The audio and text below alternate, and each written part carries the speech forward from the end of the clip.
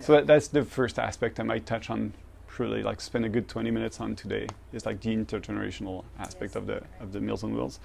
Another aspect I spent a lot of time on during the conference, I'm going to be spending a little bit less time on today, is the fact that we grow food at Santropol. So we have an urban farm, we have a peri-urban farm also, so we have two farms, which makes us a unique organization, at least in Canada. Nobody grows food downtown and outside the city in Canada. It means also that we are cooks, like you are cooks. We are social workers, like you are social workers when you work but we are also farmers. So it's something that is very specific to the work of Santropol Roulant. I don't think I'm going to be spending too much time on that, except for the recipes and touching on the veggies. So that the second aspect that I think I tend to be invited for a presentation on, it's really like we're Meals on Wheels that grow food, like grow, cook, and deliver. And the last reason I'm hoping to spend a little bit more time on today is because we are, just like all of the Meals on Wheels I've seen since I've arrived here, we have like one pretty strong foot in social services. Like we cater to people that are socially isolated, that maybe they are in a situation of food insecurity. But we also have a pretty strong foot in social innovation. So social services and social innovation. And you used the word innovative when you presented me. You used very, very. That might be one very too much. But I think there's things we do differently. Say, for example, on the food security continuum or spectrum, from providing food. Step number one is like you provide food. Step number two is you provide healthy food. Step number three is like you teach how to cook food, and then continue on the spectrum. And I don't know if you're familiar with that. I'd be super happy to go back to that in the presentation. But at the very low top end on food security, you have food sovereignty, food justice, and I think we do it all from providing food all the way up to food justice, and that's what makes us, I think, an organization that does a little bit of food security, social services, and social change. Ça va? We're good? Social change, yeah. Yes, social service and social change. That's really how we get our stability. A little bit about Montreal. I don't know if you're familiar with Montreal, but Montreal is a little bit bigger than Adelaide, a little bit smaller than Perth. So it gives you an idea. It's on an island on a big river. Has anybody been to Montreal? Yeah. Wow, it's pretty cold, right? Canada, Canada, there's a little bit more inhabitants than there is in Australia, but the country is a little bit bigger. In general, it's like we're talking about big countries with a small amount of inhabitants. Yes. So that's the thing that we have in common. Very Anglo/Anglican/Protestant culture, but that's turned in more recent years into multiculturalism. Cultural, yeah. Thank you. Which does have an impact on the work Meals on Wheels do. Bilingual, obviously, in Montreal. All the work we do it in French and English.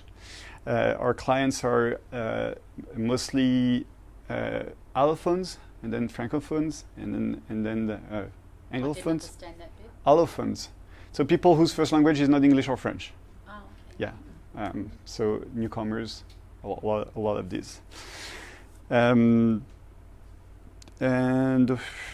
in general, when I talk to the people at the city level and they see our work and they see the Meals on Wheels and they see Santropol Roulant as a Meals on Wheels, what they tend to say is that we are a food asset for the city, and that speaks also to one thing that isn't here. We'll see whether we have time to talk about it or not. Is like conversation with the government. They very at different level. A little bit like Australia, Canada is a federal country, which means that we have the very local government. The city level, like for example, when I talk to the borough a lot, say for example, this space that you see here, that was 3 years ago, that picture. Now it's totally pedestrian, and we grow food in that space now. Because of conversations and negotiation with the borough. We wanted to make the space safe, we wanted to make the space inviting for people of all level of mobility, all ages. There's a playground for kids. They're like especially customed pieces of furniture for seniors, shade pots, etc. It's because of conversation with the borough level. Then we have conversation with the provincial level. about food safety, about agriculture, things like that. And then we have conversations with the federal level, which is changing bylaws and things like that. So that's for Montreal and Canada.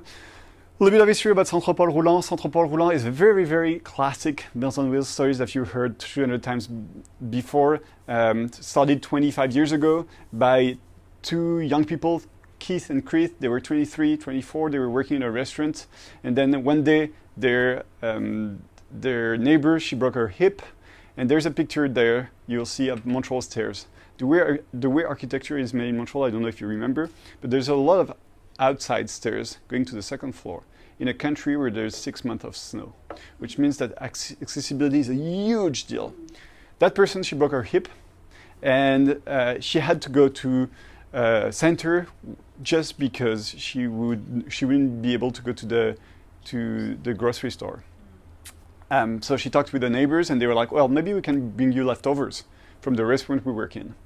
And she was like, so they tried that a little bit. And then 3 weeks later, that same person is like, well, listen, guys, I have a friend. She lives like 3 blocks up on the same street, and she'd be interested in also getting leftovers from your restaurant because she also has mobility issues.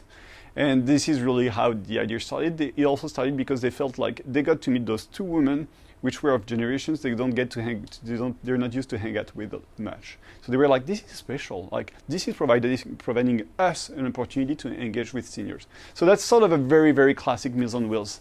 Meals on Wheels. Would you rather not have questions, Drew? Or? It really depends on the recording, if it makes a difference or not. What do you think? My question was there a Meals on Wheels service in Montreal before this started? So a more traditional service, because we've been around 60 years. Yes. So, yeah. So it's exactly the same in Montreal. So after World War II, a lot of Meals on Wheels started on the exact same model, church basements. And so yes, there were already a lot of Meals on Wheels. But there's more, and that's something I see a lot, there is more need than there is providers in Canada. It's like really, we could have like twice as much Meals on Wheels currently than there is. When they saw the opportunity of bringing people together, they thought there was something special. The way they were like, okay, we need to start an organization. How are we going to start an organization? In '95, there was a referendum in Quebec for the independence of Quebec from Canada. And there was, at that time, a huge anxiety in the federal government that, is Quebec going to split up? And it was that close of splitting up. So the response of the federal government to that was like, okay, we need to tighten the bonds between the different provinces. And they created a program that is called Young Canada Works that helps Anglophones coming to Francophones part of Canada so they can learn the language. And you have to be under 30, etc., etc. And the two founders of the Roulant at the time, Keith and Chris, they were like, okay, there's an opportunity for us. Let's hire 20 of those young people on the rotation, 3 months, 3 months, 3 months, and they will deliver the meals.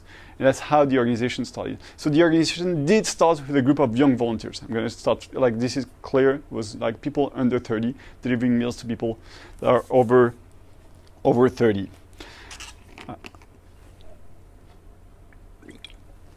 I have some notes that I will be sharing with you if you're interested. Maybe I should speak now to where the Roulant is at now. The operational budget of the Roulant is $2 million. We have about 20, we're like 23 in the winter, I think. And we're about 30, 35 in the summer. Obviously, seasonality is a big thing when you grow your own food. We have farmers working in the summers that we don't have in the winter. And in terms of volunteers, I already mentioned it, 2,000. So we were talking with Kevin in the car how if we were not to have those 2,000 volunteers, I would need about 70 staff to be able to do the work. So that gives you an idea of, and here I'm talking about full-time staff, 3 hours per week. We have a number that I like is we have almost 500 individual donors. So that's something I will be happy to touch on if that's something you're interested in. Those are the stairs I mentioned. So that's the Montreal architecture. You probably recognize it from when you've been. That's classic Montreal scene. So you need, when you live here, you open the door and you need to go down the stairs and you're 95 years old. Not the ideal conditions. We own our building, which makes a huge difference for us. So it's the building you've seen. It has a rooftop garden, 15 tons of soil. Not a huge fan of rooftop garden, to be fully transparent with you. They're a little bit invisible, to a point where actually you saw the picture you saw. The building has changed since then. Because 2 years ago we were like, we need to be an example of what inclusion is in the city, and we have an amazing, very inspiring rooftop garden that a lot of people can have access to because they can go upstairs. So we had to do a huge fundraising campaign, and we ended up building an elevator. It's $600,000 just so that a handful of people can. But this speaks to how it is important for us to give an example of how accessibility should be at the center of all conversations. In the meantime, we started doing garden in the street, so it was less interesting to have an elevator that goes to the rooftop, because like you have 10 times, 100 times more people going through the streets than there are people that are interested in going up to the rooftop. It's a bit like John Howard, getting the ex-Prime Minister. In terms of amount of meals we do 25,000 meals per year. So it's I think it's an average number. It's not a big number like we've seen today. Meals on Wheels that deliver much more. It's about 100 meals per day. Is it a Monday to Friday service? It's a Monday to Saturday service, but we don't deliver on Thursday. The reason why we don't deliver on Thursday is because it is the innovation day. It's a day where all the staff gets together to create, to innovate, and to collaborate on projects. It's also the day of, so I'm going to jump to another part. It's the day where we do all our events. So we do a lot of events, fundraising events, intergenerational events. You've seen pictures of those intergenerational events where we gather the Meals on Wheels clients. We go home, pick them up, bring them together with volunteers. Volunteers love that. We do that 4, 5, 6 times a year. We do fundraising events. It's also the day of the market. So now Santropol Roulant, having a farm, do provide food to the neighborhood. So we have a few markets. One of them is near the building, so that to bring all the pieces together. One of them is in a food desert in another neighborhood. It's also the day where we have the CSA baskets. So the CSA baskets are community-supported agriculture. So that's also on the Thursday. So the Thursday is really a day where staff meets and we do collaborative leadership at the Roulant. I can touch on that if we have time a little bit later. We're at the stage now where we have extra social entrepreneurship services. We have the catering services. We do frozen meals like most of you do. We spend a lot of time doing tours, doing workshops, doing conferences, representations, and things like that, because we believe that's one of the great way we grow the food movement in Montreal. We had plenty of workshops, so urban agriculture workshops, kitchen workshops, safe space workshops. For example, we have a bike shop. We deliver meals by bike. So it's also one of the reasons I got invited often is because we do deliver meals by bike. You'll see pictures of that. So we have a bike shop. The bike shop is a community bike shop where you can go and fix your bikes for